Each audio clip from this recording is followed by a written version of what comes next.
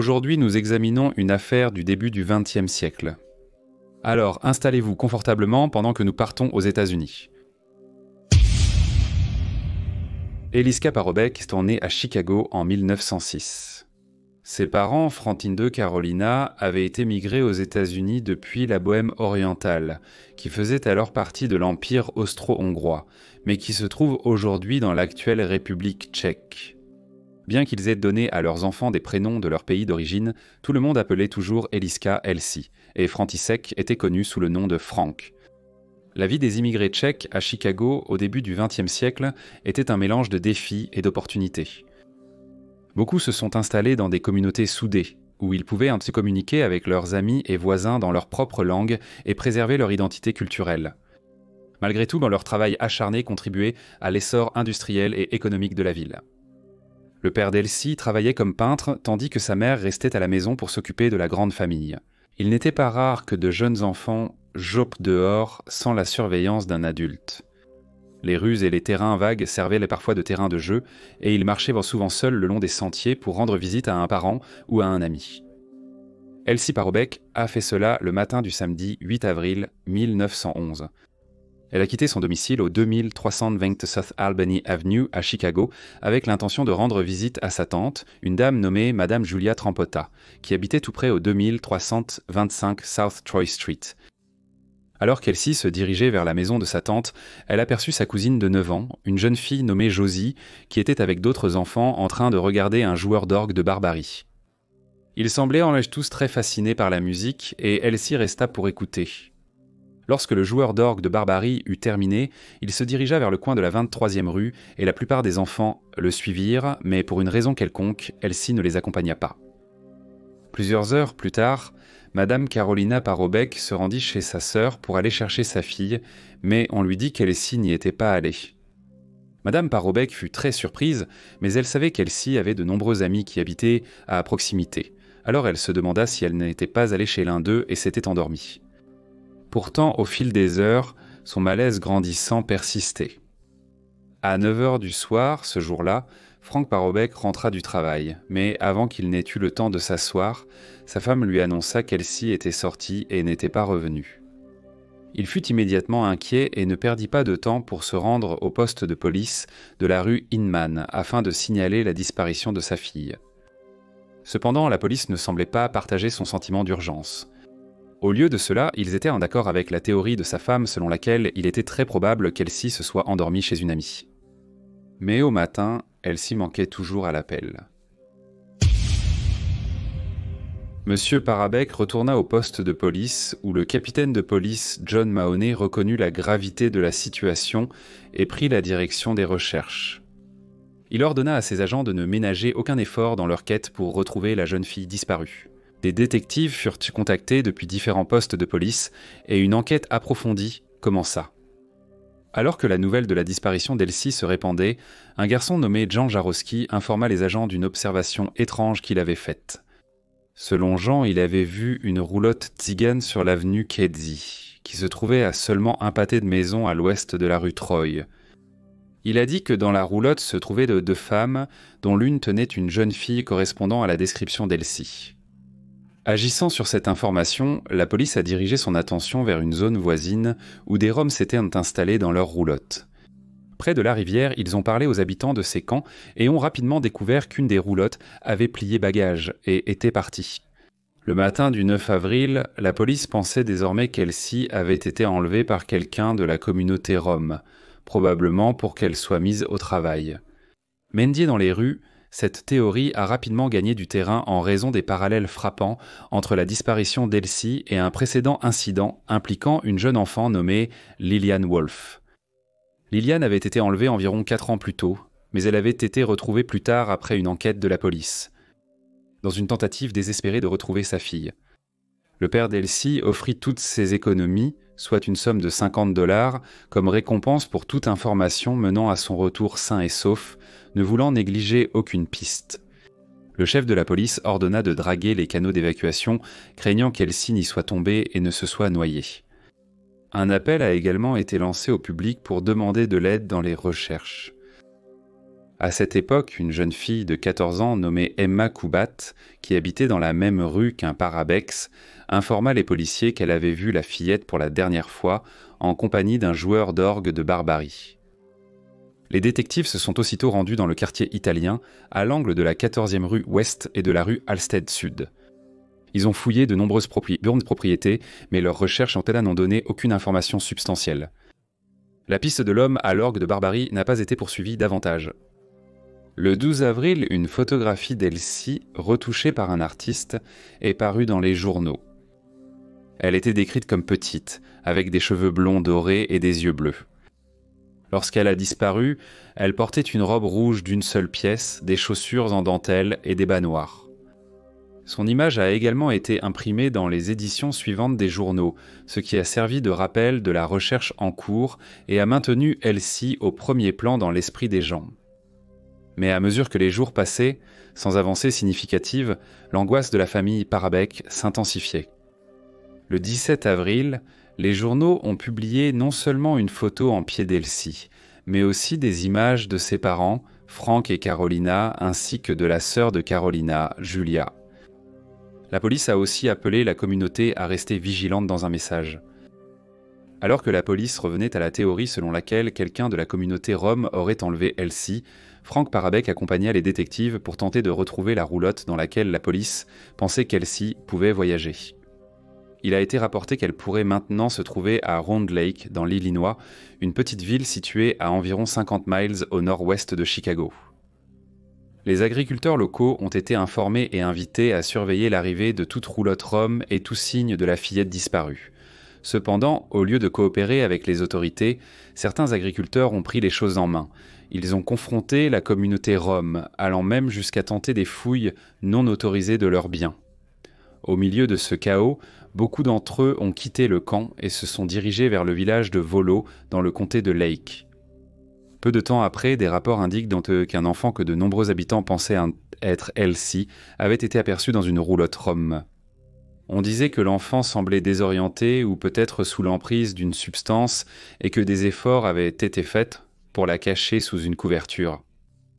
Les habitants ont de nouveau tenté de fouiller les roulottes, mais cela n'a eu pour effet que de les faire repartir, cette fois vers la ville de McHenry, à environ 50 miles au nord-ouest de Chicago. La police a finalement intercepté la roulotte qu'ils recherchaient, mais la saga s'est terminée par une révélation décevante. La petite fille en question était en réalité membre de la communauté rom et ressemblait peu à Elsie. Les autorités semblaient désormais à court d'idées quant à l'endroit où pourrait se trouver la fillette disparue.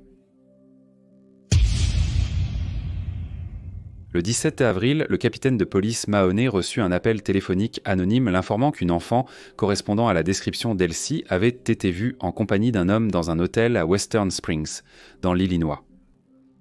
Des détectives furent rapidement envoyés sur place, mais malheureusement, une fois de plus, leurs recherches ne donnèrent aucun résultat. Pendant ce temps, des journalistes interrogèrent étonnamment la police au sujet d'une lettre de rançon qui aurait été envoyée à Carolina Parabec, exigeant $500 pour la libération en toute sécurité d'Elsie. Bien que les autorités n'aient ni confirmé ni nié l'existence de la lettre, elles ont reconnu la possibilité de son authenticité. Cependant, ils ont confirmé que quelques jours seulement après la disparition d'Elsie, son père Frank avait commencé à recevoir des lettres anonymes et insultantes rédigées en anglais. Les lettres accusaient la famille de maltraiter Elsie et affirmaient qu'elle était cachée par quelqu'un qui les détestait. Cela avait fortement mis Frank en colère et il a agi contre l'avis des détectives. Il avait brûlé les lettres. 3 jours plus tard, le 20 avril, le frère cadet d'Elsie, Frank Jr., âgé de 6 ans, a été vu avec une pioche et une pelle en train de creuser dans les rues de South Troy. Lorsqu'on l'a interrogé, il a dit que des hommes travaillaient sur la route quand sa sœur a disparu et qu'il avait entendu ses parents dire qu'Elsie pourrait être tombée dans un trou et avoir été ensevelie sous du sable et du gravier. On a interrogé les ouvriers à ce sujet, mais ils ont assuré aux autorités qu'ils auraient remarqué un tel incident. Des signalements d'une fillette aux cheveux clairs ressemblant à Elsie et voyageant avec la communauté rom ont persisté. Mais malgré chaque signalement minutieusement vérifié, il a été constamment confirmé qu'aucun des enfants vus par les policiers n'était la fillette disparue. Lillian Wolfe, âgée de 11 ans, s'est avancée pour offrir son aide. Ayant elle-même vécu un enlèvement et 6 jours de captivité, elle possédait des connaissances précieuses sur les comportements et les coutumes de la communauté rom. L'un des anciens ravisseurs de Liliane, aujourd'hui en prison, a recommandé aux policiers de s'adresser à Ellie George, une personnalité respectée au sein de la communauté rom. La police l'a retrouvé à Argyle, dans le Wisconsin, mais lorsqu'il a été interrogé par les détectives, il ne s'est pas montré très coopératif et a déclaré qu'il ne savait rien au sujet de l'enfant disparu. L'inspecteur Ellie se demanda alors si Elsie avait vraiment été enlevée et ordonna une fouille du canal d'évacuation ainsi que d'autres endroits où Elsie aurait pu tomber. Malgré les recherches en cours et de nombreux signalements, aucun n'a permis de retrouver la fillette disparue. Le 23 avril, le lieutenant Jean Costello déclara que toutes les pistes dans l'enquête sur l'enlèvement présumé avaient été épuisées.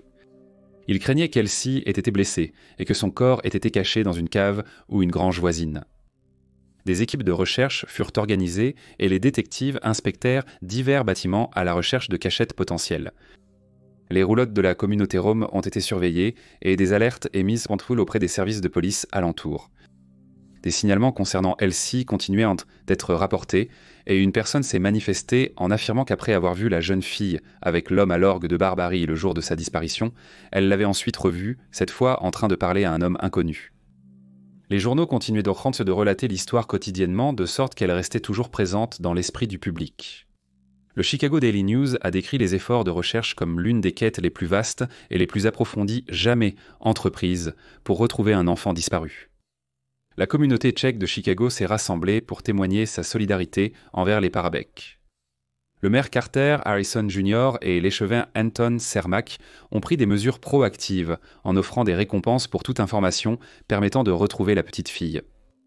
Le lieutenant Costello pensait toujours qu'elle avait pu tomber accidentellement dans un canal de drainage voisin, ce qui a conduit à un nouvel examen de la zone. Cependant, aucun signe de l'enfant disparu n'a été découvert.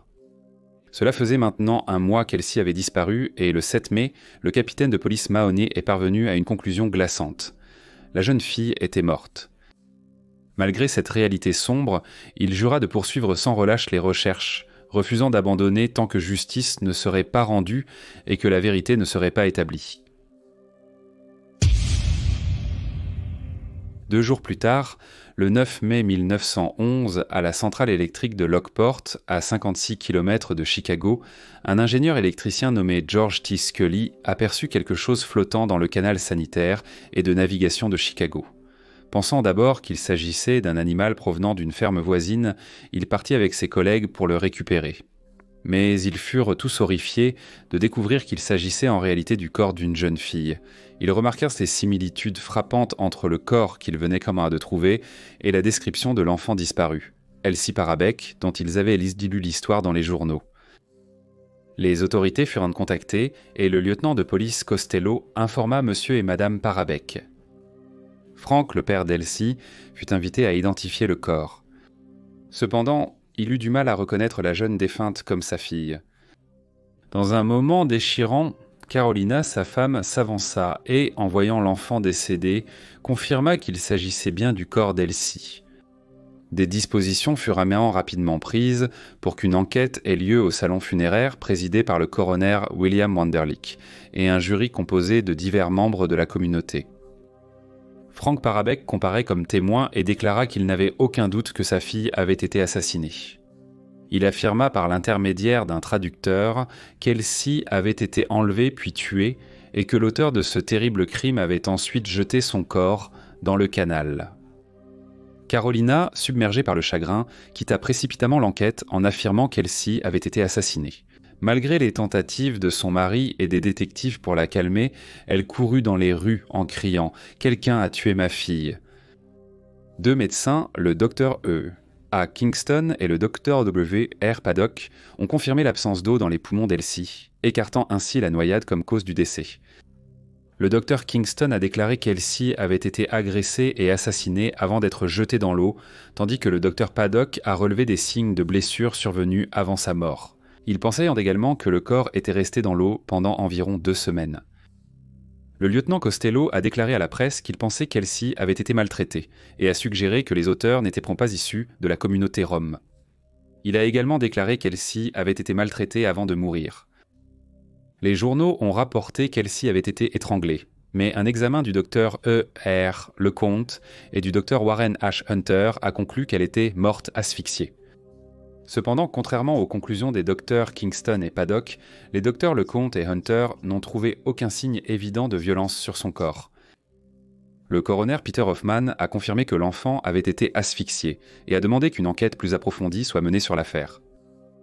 L'inspecteur Healy a annoncé que 40 détectives enquêtaient sur la théorie selon laquelle la personne ayant commis ce crime résidait dans le quartier où la petite fille vivait. Il a affirmé que la police avait étudié en détail tous les éléments de l'histoire des Parabec. Depuis leur arrivée à Chicago, dans le but de découvrir d'éventuels adversaires qu'ils pourraient avoir. Étrangement, il a ensuite exprimé sa confiance dans l'arrestation rapide de la personne qui a ôté la vie à Elsie et a déclaré qu'il serait surpris si elle n'était pas arrêtée dans la semaine. Les funérailles ont eu lieu le 12 mai et ont réuni près de 3000 personnes en deuil. Elle a commencé sur la pelouse de Parabash, avec des gens remplissant les rues et regardant depuis les fenêtres des chambres. Une atmosphère solennelle régnait. Le petit cercueil blanc d'Elsa était orné de fleurs et entouré de jeunes filles tenant des bouquets. Carolina demanda à voir une dernière fois sa fille, mais les proches la convainquirent de laisser le croque-mort poursuivre. Le cortège se rendit ensuite au cimetière national bohémien. Les médias ont largement couvert les funérailles et le chef de la police, John McWhiney, a annoncé que le département de police de Chicago mettrait toutes ses ressources à disposition pour s'assurer d'appréhender l'auteur de cet acte des plus terribles. La récompense pour toute information a également été augmentée. Les journaux ont rapporté que la police soupçonnait que la mort d'Elsie était due à une chute dans un canal de drainage près du pont de l'avenue Kenzie. Apparemment, après que le corps d'Elsie eût été retiré du canal, le premier médecin qui l'avait examiné a dit au lieutenant Costello qu'il pensait que sa mort avait été causée par la noyade et qu'il n'y avait aucune marque suggérant qu'elle avait été maltraitée. Cependant, l'autopsie ultérieure a confirmé qu'elle était déjà décédée avant d'être placée dans l'eau, une conclusion soutenue par le coroner et 4 autres médecins. Cependant, le lieutenant Costello et bon nombre de ses collègues des forces de l'ordre pensaient toujours que les premières conclusions du premier médecin étaient mais probablement plus exactes. Néanmoins, les détectives ont persisté dans leur recherche du meurtrier d'Elsie, en se focalisant sur la zone de découverte de son corps. Ils ont rapidement commencé à soupçonner un homme nommé Joseph Canesti, qui était décrit comme un bohémien barbu et un colporteur ermite. Il a été allégué que cet homme attirait de jeunes filles dans son habitation près du canal d'évacuation sur la West 33 Street et South Kedzie Avenue, qui se trouvait à proximité de la résidence Parabec. Une fouille de sa cabane a permis de découvrir des preuves potentielles, dont un ruban vert pour les cheveux. Il y avait également des signes d'une excavation peu profonde et la présence d'un vieux sac en chanvre que les détectives pensaient avoir pu éventuellement dissimuler un corps. Lorsque la police a interrogé David Shaughnessy, le propriétaire de la cabane, il leur a dit qu'il avait expulsé M. Canesti le 9 mai, car il était préoccupé par ses interactions avec les enfants.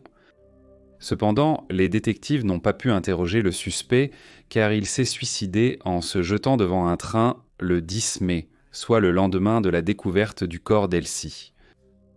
Le 15 mai, la police a annoncé qu'elle ne pensait pas que Joseph Canesti était responsable de la mort d'Elsie, mais elle n'a donné aucune information supplémentaire sur la façon dont elle était parvenue à cette conclusion. Le corps d'un homme bien habillé a été découvert dans le canal de Willow Springs, ne portant qu'une carte de prière polonaise sur laquelle était inscrit SIGHOF, ce qui a poussé les détectives à explorer d'éventuels liens avec la mort d'Elsie. Une lettre anonyme détaillant l'observation d'une jeune fille avec un homme inconnu près du canal le jour de la disparition d'Elsie a ajouté du mystère à l'affaire. Cependant, la police n'a pas réussi à identifier la personne décédée et l'a de nouveau écartée comme suspecte. Un autre individu nommé M. Kinsella, qui était considéré comme un passionné de religion et peut-être mentalement instable, est apparu comme une personne d'intérêt.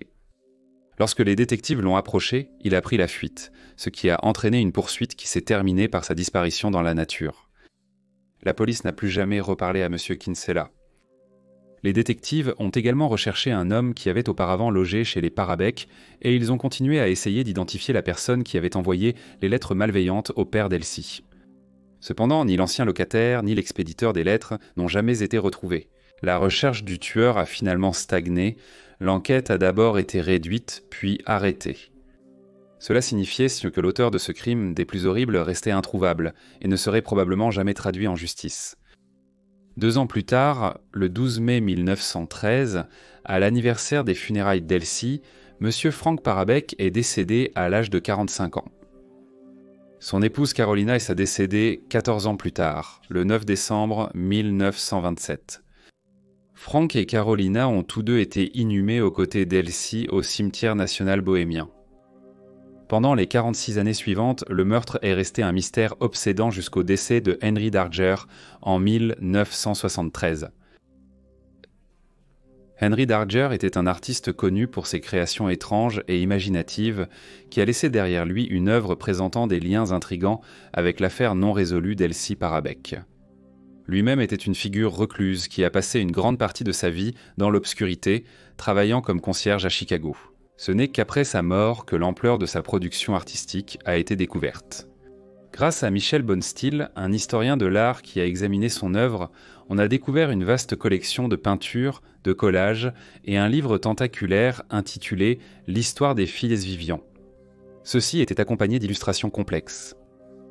Henry Darger avait 19 ans lorsqu'Elsie a disparu, et la fascination pour cette affaire était évidente dans son art, bien qu'il ne l'ait jamais explicitement reconnue.